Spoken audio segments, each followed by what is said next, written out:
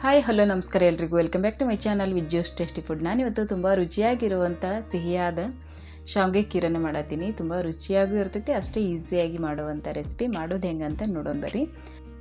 ಈಗ ನಾನಿಲ್ಲಿ ಒಂದು ಬಾಣಲೆನ ಇಟ್ಕೊಂಡು ಈಗ ಅದಕ್ಕೆ 2 ಸ್ಪೂನಷ್ಟು ತುಪ್ಪವನ್ನು ಸೇರಿಸ್ಕೊಳತ್ತೀನಿ. ಈಗ ಅದು ಬಿಸಿ ಆಗಬೇಕು. ಬಿಸಿ ಆದಮೇಲೆ ಡ್ರೈ ಫ್ರೂಟ್ಸ್ಗಳನ್ನು ಹಾಕ್ಕೊಂಡು ಫ್ರೈ ಮಾಡ್ಕೊಳ್ಳೋಣ.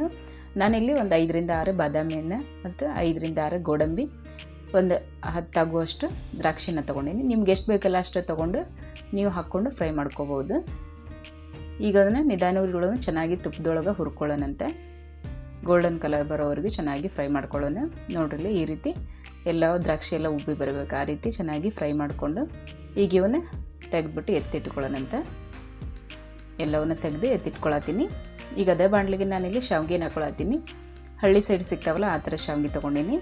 ನೀವು ಬೇಕಿದ್ರೆ ಅಂಗಡಿ ಒಳಗೂ ಸಿಗ್ತಾವಲ್ಲ ಸಣ್ಣವ, ಆ ಥರದ್ದು ಕೂಡ ಮಾಡ್ಕೋಬೋದು. ಇದು ಟೇಸ್ಟಿಯಾಗಿರ್ತೈತಿ. ಈಗ ಇವ ಒಂದು ಸ್ವಲ್ಪ ಉದ್ದ ಇರೋದ್ರಿಂದ ಸ್ವಲ್ಪ ಫ್ರೈ ಮಾಡ್ಕೊಳ್ಳೋದು ಸ್ವಲ್ಪ ಇದು ಅನಿಸುತ್ತೆ, ಕಷ್ಟ ಅನಿಸುತ್ತೆ. ಈ ರೀತಿ ಇದನ್ನೇ ಎಲ್ಲ ಮುರಿದು ಹೋಗ್ತಿರ್ತಾವೆ, ಅದಕ್ಕಾಗಿ ಸೌಟಿನ ನಿಧಾನಕ್ಕೆ ಇವನ್ನ ಈ ರೀತಿ ಓಡಾಡ್ಸ್ಕೊತಾನೆ ನಾವು ಫ್ರೈ ಮಾಡ್ಕೊಳ್ಳೋಣ. ನಿಧಾನ ಉರಿಯೊಳಗೆ ಫ್ರೈ ಮಾಡ್ಕೋಬೇಕು, ಇಲ್ಲಾಂದ್ರೆ ಇವು ಹೊತ್ಕೊಂಡ್ಬಿಡ್ತಾವೆ. ಅದಕ್ಕಾಗಿ ಈ ರೀತಿ ಮಾಡ್ಕೊತಾನೆ ನಾನಿಲ್ಲಿ ಫ್ರೈ ಮಾಡ್ಕೊಳತ್ತೀನಿ. ಇವೆಲ್ಲ ಒಂದು ಸ್ವಲ್ಪ ತುಪ್ಪ ಹೀರ್ಕೊಂಡ್ರೆ ಸಾಕು, ಟೇಸ್ಟಿಯಾಗಿ ಬರ್ತೈತಿ. ಅದಕ್ಕಾಗಿ ತುಪ್ಪದೊಳಗೆ ಚೆನ್ನಾಗಿ ಈ ರೀತಿ ಒಳ್ಳಾಡ್ಸ್ಕೊತಾನೆ. ಒಂದು 2 ನಿಮಿಷ, ಒಂದು 5 ನಿಮಿಷನಾದ್ರೆ ಚೆನ್ನಾಗಿ ಫ್ರೈ ಮಾಡ್ಕೊಳ್ರಿ. ನಿಧಾನ ಉರಿಯೊಳಗೆ ಆಗಿರೋದ್ರಿಂದ ಸ್ವಲ್ಪ ಟೈಮ್ ಜಾಸ್ತಿ ತೊಗೊಳ್ತೈತಿ. ಈಗ ಇವು ಚೆನ್ನಾಗಿ ತುಪ್ಪವನ್ನೆಲ್ಲ ಹೀರ್ಕೊಂಡವು. ಈಗ ಇವನ್ನ ಎತ್ತಿಟ್ಕೊಳ್ಳೋಣಂತ. ಈಗ ನಾನಿಲ್ಲಿ ಒಂದು ಪಾತ್ರೆನ ಇಟ್ಕೊಂಡು ಈಗ ಅದಕ್ಕೆ 1 ಗ್ಲಾಸಷ್ಟು ಹಾಲನ್ನು ಹಾಕೊಳತ್ತೀನಿ. 1 ರಿಂದ 1.5 ಗ್ಲಾಸಷ್ಟು ಹಾಲನ್ನು ಹಾಕ್ಕೊಂಡು ನಾವು ಇದನ್ನು ಕುದಿಸ್ಕೋಬೇಕು. ನೋಡ್ರಿ, ಇನ್ನು ಅರ್ಧ ಗ್ಲಾಸಷ್ಟು ಹಾಕ್ಕೊಳತ್ತೀನಿ. ಈಗ ಅದಕ್ಕೆ ಸ್ವಲ್ಪ ನೀರನ್ನು ಸೇರಿಸ್ಕೊಳತ್ತೀನಿ. ನೀವು ನೀರು ಬೇಡ ಅನ್ನೋರು ಹಾಲಿನಲ್ಲೇ ಮಾಡ್ಕೋಬೋದು. ಈಗ 1.5 ಗ್ಲಾಸ್ ಹಾಲಿಗೆ 1.5 ಕಪ್ಪಷ್ಟು ಸಕ್ಕರೆಯನ್ನು ಹಾಕ್ಕೊಳತ್ತೀನಿ. ನೀವು ಸಿಹಿ ಜಾಸ್ತಿ ನೋಡಿದರೆ ಇನ್ನೂ ಸ್ವಲ್ಪ ಸಕ್ಕರೆಯನ್ನು ಸೇರಿಸ್ಕೋಬೋದು. ಇದು ಮೀಡಿಯಮ್ ಹದದೊಳಗೆ ಇರ್ತೈತಿ, ಅದಕ್ಕಾಗಿ ಈಗ ಇದನ್ನು ಹಾಲೆಲ್ಲ ಕುದಿಸ್ಕೊಳ್ಳೋಣಂತ. ನಿಧಾನ ಉರಿ ಒಳಗೆ ಚೆನ್ನಾಗಿ ಕುದಿಬೇಕು ಹಾಲು. ಈ ಕುದಿ ಬಂದಮೇಲೆ ಈಗ ಹುರಿದಿಟ್ಕೊಂಡಿರುವಂಥ ಶಾವಿಗೆನ ಹಾಕ್ಕೊಳತ್ತೀನಿ. ಇದನ್ನ ಹಾಕ್ಕೊಂಡು ಚೆನ್ನಾಗಿ ಮಿಕ್ಸ್ ಮಾಡ್ಕೊಳ್ಳೋಣ. ಸ್ವಲ್ಪ ನಿಧಾನಕ್ಕೇ ಮಿಕ್ಸ್ ಮಾಡ್ಕೊಳ್ರಿ, ಯಾಕಂದ್ರೆ ಮೇಲೆಲ್ಲ ಸಿಡಿತಿರ್ತಾವೆ, ಅದಕ್ಕಾಗಿ ಸ್ವಲ್ಪ ಹಾಲೊಳಗೆ ಸಾಫ್ಟ್ ಆಗೋತನ ಚೆನ್ನಾಗಿ ಮಿಕ್ಸ್ ಮಾಡ್ಕೊಳ್ಳೋಣಂತ. ನೋಡಿರಿ, ಈ ರೀತಿ ಮಾಡ್ಕೊತ ನಾನಿಲ್ಲಿ ಮಿಕ್ಸ್ ಮಾಡ್ಕೊಳತ್ತೀನಿ. ಒಂದು ಸ್ವಲ್ಪ ಸಾಫ್ಟ್ ಆದರೆ ಸಾಕು, ಚೆನ್ನಾಗಿ ಮಿಕ್ಸ್ ಮಾಡ್ಕೋಬೋದು, ಆ ರೀತಿ ಬರ್ತಾವೆ.